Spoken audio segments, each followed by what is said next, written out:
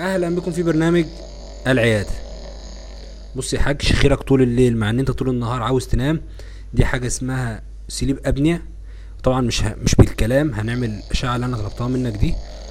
خلاص، وتيجي على طول. ماشي يا ابني. بص يا ولاد، احنا هنشوف بس هيجيب لنا الدايناميك ماجنتيك ريزونانت على الابر ايروي عشان نشوف التغيرات اثناء الريسبيراتوري سايكل. اتفضل يا ابني الاشعه اهي. ماشي يا حاج، الف سلام.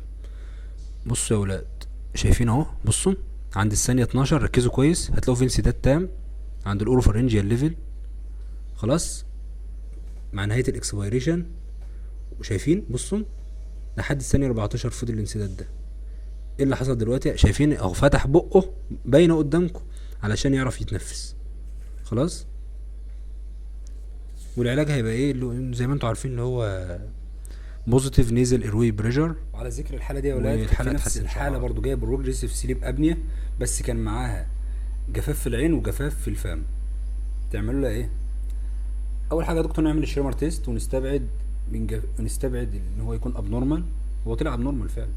خلاص، يبقى يا دكتور نعمل بعدها الانتي اس اي انتي بوديز عشان نستبعد البرايمر جورجن سندروم. لا، هو طلع برايمر جورجن سندروم. خلاص، هنعمل سي تي على النك عشان نشوف الماس. هو انا قلت يا ابني ان في ماس؟ لا، ما انا قدامي في السكريبت بتاع الحاله اهو. خلاص، طلع فيه بوليبويدال 4 سم. هو مين اللي بيتكلم؟ انا الدكتور.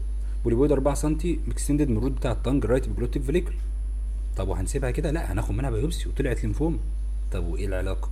ما هي البرايمر جورج سندروم عرضه اكتر لليمفوما، والعلاج كومباينيشن كيموثيرابي. والعرض اختفت؟ ايوه اختفت.